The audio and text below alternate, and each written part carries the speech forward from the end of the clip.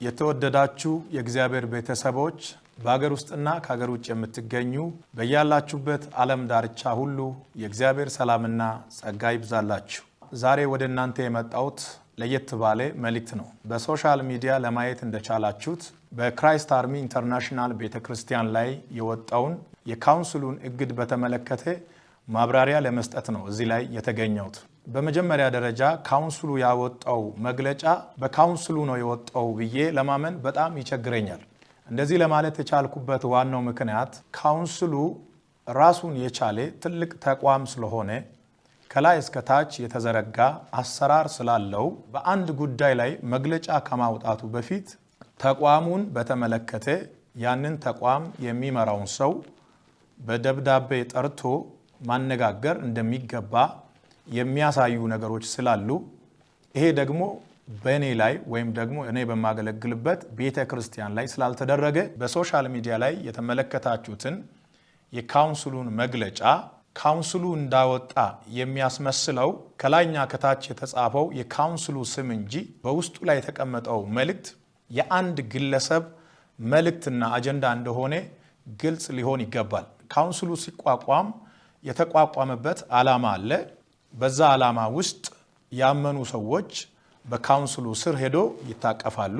በካውንስሉ የሚሰጠውን አቅጣጫና አመራር ተከትሎ ቤተ እምነቶች ይሰራሉ። ካውንስሉ የተጣሰ ደንብ አለ ብሎ የሚያምን ከሆነ ያንን የጣሰውን ግለሰብ በደብዳቤ ጠርቶ መጠየቅ እንደሚገባ በካውንስሉ ሕገ ስርዓት ላይ የተቀመጠ ደንቡ ያስገድዳል።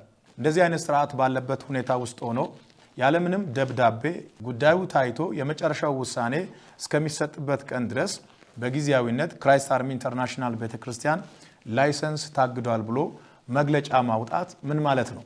ይህንን መግለጫ ያወጣው ግለሰብ በካውንስሉ ውስጥ ቁጭ ብሎ የወንጌል አማኞችን አንድነትና ፍቅር ለማንሸራሸር የሚፈልግ ሌላ ዓላማና አጀንዳ ያለው ሰው መሆኑን አሁን በግልጽ ታውቋል። መግለጫውን ያወጣው ግለሰብ ብዬ የሚናገርበት ምክንያት የካውንስሉ አጀንዳ እንዳልሆነ ስለማውቅ፣ መግለጫ የሰጠው ግለሰብ በካውንስሉ ውስጥ የመጨረሻ ሰው አይደለም። በካውንስሉ ውስጥ የመጨረሻ ሰው አይደለም። የካውንስሉ ጠቅላይ ጻፊ አለ፣ እንደገና የካውንስሉ ፕሬዝዳንት አለ፣ ቀጥሎም ካውንስሉን የሚመሩ ሰዎች አሉ። በጉዳዩ ላይ ማብራሪያ መስጠት አስፈላጊ ስለሆነ ነው እየሰጠው ያለሁት እንጂ እኔ ወንጌል የሚሰብከው በካውንስሉ ላይሰንስ አይደለም። እኔ አጋንንት የማስወጣው በካውንስሉ ላይሰንስ አይደለም። እኔ ለበሽተኞች የሚጸልየው በካውንስሉ ላይሰንስ አይደለም። እኔ ካውንስሉን እንደ ካውንስል ሪስፔክት አደርጋለሁ። ካውንስሉ ሲቋቋም ከዜሮ ስንነሳ የነበርኩት ሰው ነኝ። ሌሎች በካውንስሉ ውስጥ ኃላፊነት ካላቸው ሰዎች ጋር አብረን ሄደን አይደለም እንዴ የካውንስሉን ቢሮ ያደራጀ ነው። ካውንስሉ ከሰማይ አይደለም የወረደው፣ በአንድነት ሆነን የመሰረትነው ነው እንጂ አንተ የመሰረትከው አይደለም። እኔ ራሴ ካውንስል ነኝ። እኔ በሌለውበት ራሱ መወሰን አትችልም። ለመወሰንም ለማገድም እኔ እዛው መገኘት አለብኝ። ካውንስሉ አንድን ተቋም ከማገዱ በፊት የተቋሙን መሪ በክብር በደብዳቤ ጠርቶ ማነጋገር አለበት። ያለምንም ጥሪና ምልክት ሁለት መስመር በጻፍከው ሐሳብ ላይ መዝገብ ቤት ያለውን ማህተም ወስደ መተ ከዛሬ ጀምሮ የክራይስት አርሚ ላይሰንስ ታግዷል የምትለው ነገር እንዴት ያለ ንቀት ነው? ካውንስሉን እንደ ካውንስልና እንደ ተቋም እጅግ በጣም አከብራለሁ። ካውንስል ውስጥ ያሉ ካንሰር የሆኑ ሰዎችን ግን ከዛሬ ጀምሮ ፊት ለፊት እጋፈጣለሁ። በካውንስሉ ውስጥ ደግሞ እጅግ በጣም የተከበሩ የሰከኑ ምንም ሲፈጠር በተረጋጋ መንፈስ የሚያዩ ለማስተካከል ብቻ የሚሰሩ ሰዎች አሉ። ካውንስሉ እኔን ፈልጎ አልመጣም። እኔ ነኝ በራሴ ጊዜ በእናንተ ጥላ ስር ሆኜ ከእናንተ ጋር መስራት ፈልጋለሁ መዝግቡኝ ብዬ የተመዘገብኩት እኔ ነኝ። ጠቅላይ ጻፊ ባለበት፣ የካውንስሉ ፕሬዝዳንት ባለበት፣ እንደገና ደግሞ ቦርዱ በተሰበሰበበት ሁሉም ባመነበት ነው መግለጫው የተሰጠው ውሳኔው የተላለፈው ከተባለ ቀጣይ ለካውንስሉ ካውንስሉን በሚመጥን ደረጃ መግለጫውን ሰጣለሁ። ለዚህ አግደናል ለሚባለው ጉዳይ መነሻ የሆነውን ነገር ማንሳት ፈልጋለሁ። ከመጋቢት 12 እስከ 14 ድረስ ለ3 ተከታታይ ቀናት በሐዋሳ መስቀል አደባባይ የነበረውን ኮንፈረንስ ለማገልገል በተደረገው ጉዞ በሲዳማ ብሔራዊ ክልላዊ መንግስትና በሲዳማ ክልል ወንጌል አማኞች ካውንስል አማካኝነት የተደረገልንን አቀባበል ከመቃወም ነው እንግዲህ የተነሱት። መግለጫውን ያወጣው ካውንስሉ ነው ብለን እንኳን ብንወስድ ሐዋሳ በነበረው ኮንፈረንስ የተደረገው ዌልካም ፕሮግራም ምንድነው የተበላሸው? የተጣሰው ደንብ ምንድነው?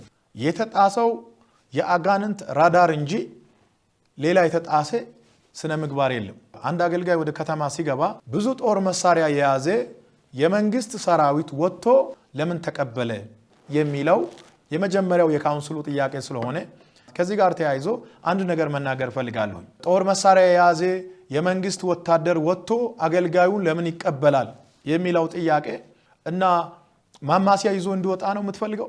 ጉዞ የመንፈሳዊ ጉዞ ይሁን እንጂ በዛ ስፍራ የሚሰበሰበው ሰው ስለሆነ ብዙ ህዝብ ስለሚሰበሰብ ሲዳማ ብሔራዊ ክልላዊ መንግስት አምኖ ሰራዊት መድቧል። ከዚህ በፊት በተለያየ ቦታ ኮንፈረንስ ሲደረግ እንደሚደረገው ነው ሲዳማ ብሔራዊ ክልላዊ መንግስት ያደረገው። አዲስ የተፈጠረ ነገር የለም። ክራይስት አርሚ ኢንተርናሽናል ቤተክርስቲያን በኢትዮጵያ በተለያዩ ክልሎች አገር አቀፋዊ ኮንፈረንሶችን ስታዘጋጅ ኖራለች። ለመጀመሪያ ጊዜ አይደለም።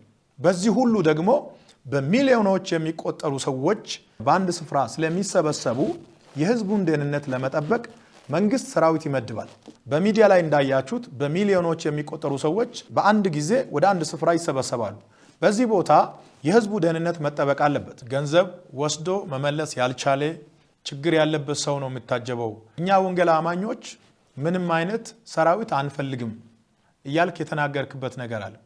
እኛ ወደ አደባባይ ወጥተን በሚሊዮን የሚቆጠር ህዝብ የእግዚአብሔርን ወንጌል ለመስማት ስለመጣ በዛ ስፍራ በተሰበሰበው ህዝብ መሃል ምንም አይነት ጥቃት እንዳይደርስበት የሰማዩ ጥበቃ እንዳለ ሆኖ በምድር ላይ ግን በዛ ስፍራ የሚሰበሰበውን የህዝቡን ደህንነት ለማወክ የሚመጣ ኃይል ካለ ህዝቡን ለመጠበቅ ነው ሰራዊት የመጣው። ቢሮ ውስጥ ለተቀመጠ ሰው ሰራዊት ለምንድን ነው የሚመደበው? ሰራዊት መመደቡ ደግሞ እንደ ኃጢአት ለምን ታየ? ከሁለት ሳምንት በፊት በአዲስ አበባ መስቀል አደባባይ በነበረው ኮንፈረንስ በኢቲቪ እና በተለያዩ ሶሻል ሚዲያዎች ተዘግቦ ሰራዊት ወጥቶ መንገድ ሲዘጋ፣ ትራፊክ ፖሊስ ወጥቶ መንገድ ሲዘጋ በዛን ሰዓት ለምንድን ነው ልክ የሆነው? ካውንስሉ ባዘጋጀው በመስቀል አደባባዩ ኮንፈረንስ ሲያስተናግድ የነበረው እኮ አሸር ብቻ አይደለም። በሺዎች የሚቆጠር ሰራዊት በመስቀል አደባባዩ ፕሮግራም ተሰማርቶ እንደ አሸር እያስተናገደ ነበር። ለሁለት ተከታታይ ቀናት መንገዱ ተዘግቶ ነበር። ሁሉም ነገር እናንተ ስታደርጉ ልክ ሆኖ እኛ ስናደርግ ልክ የማይሆንበት ምንም ምክንያት የለም። በሐዋሳ የተደረገው አቀባበል ላንተ ቢሆን በእርግጠኝነት ልክ ነው። ለኔ ስለሆነ ግን ስህተት ሆኖ ታየ። ታግዷል በምትለው በካውንስሉ ወረቀት ነው እንደ እኔ እየሰበኩ ያለው ምንድነው የሚታገደው? በዓለማት ሁሉ ላይ ተንቀሳቅሼ እንዲሰብክና እንዳገለግል የመጀመሪያው ላይሰንስ ከእግዚአብሔር ተሰጥቶኛል። ወደ ዓለም ሁሉ ሂዱ ወንጌልን ለፍጥረት ሲበኩ የሚለው ትልቅ ላይሰንስ ነው።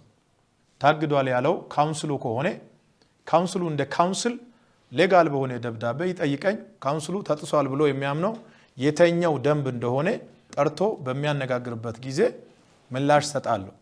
ተጥሶ ከሆነ ያሳምነኝ፣ ካልተጣሰ ደግሞ የጣሰው ራሱ ስለሆነ መጣሱን ያምናል። በኢትዮጵያ ምድር በነ ዘመን ለተሰራው ለትልልቅ ስራዎች እውቅና መስጠት ባትችሉም አትሊስት ሰውን እንደ ሰው ማክበር፣ ጠርቶ ማነጋገር በጣም አስፈላጊ ነው። ምንም ያልተረዳ ህዝብ በእኛ ጉዳይ ሁሉ ካውንስሉ ስልጣን ያለው ይመስላል። በእኔም ሆነ በተቋሙ ጉዳይ ካውንስሉ ስልጣኑ የተገደበ ነው። የኔ አገልግሎት ተጠርነቱ ለካውንስሉ ሳይሆን ለእግዚአብሔር ነው። መልእክቴን ሳጠቃልል በአገር ውስጥና ከሀገር ውጭ ያላችሁ ሰዎች በቀጣይም ጊዜ በክራይስት አርሚ ጉዳይ ላይ አዲስ ነገር ሲኖር እየመጣው መልእክት አስተላልፋለሁ። ካውንስሉ የሰጠውን ወረቀት ካውንስሉ ሊያግድ ይችላል። ከካውንስሉ በፊት ክራይስት አርሚ በመላው ዓለም ወንጌልን በመስበክ ለብዙ ሰዎች መዳን የሆነች ቤተክርስቲያን ናት። ከካውንስሉም በኋላ ትቀጥላለች። በዚሁ አጋጣሚ እንዳውም ከፊታችን እሁድ ከጠዋቱ 12 ሰዓት ጀምሮ ድንቅ ፕሮግራም አለ። እያንዳንዱ ሰው ቤተሰቦቹና ጓደኞቹን ጋብዞ በዚህ ፕሮግራም ይገኝ። ወንጌል ይቀጥላል፣ እኛም እንቀጥላለን። በሚቀጥለው ጊዜ እንገናኛለን። በመላው ዓለም ሆናችሁ መልእክቴን ያዳመጣችሁ የጌታ ቤተሰቦች ሰላምና ጸጋ ከሁላችሁም ጋር ይሁን። አሜን።